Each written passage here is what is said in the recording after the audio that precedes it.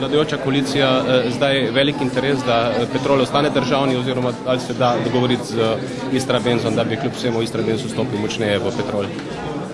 Kot veste, je Istrabenz holding, ki ima veliko finančnih naložb, med njimi je tudi Petrol, in na drugi strani smo pa tudi strateška firma, kjer imamo naložbe v razne divizije. Ena divizija je tudi energetika in iz tega tudi morate pač razumeti, da je interes Istrabenza tudi energetska divizija. Konec koncev Istrabenz tudi izhaja iz te branže. Zdaj boljše za Petrol, da ostane uprava takšna, kot je, ali bi bilo po vaše boljši enotirni sistem? Ja, glede na vse skupaj, pač jaz govorim v svojem osebnem mnenju, sigurno enotirni sistem ni za dati čist na stran, to idejo enotirnega sistema. Sam je, kot sem rekel, zadeva mora biti dodelana, v interesu je veliko in treba to nekako izpeljati.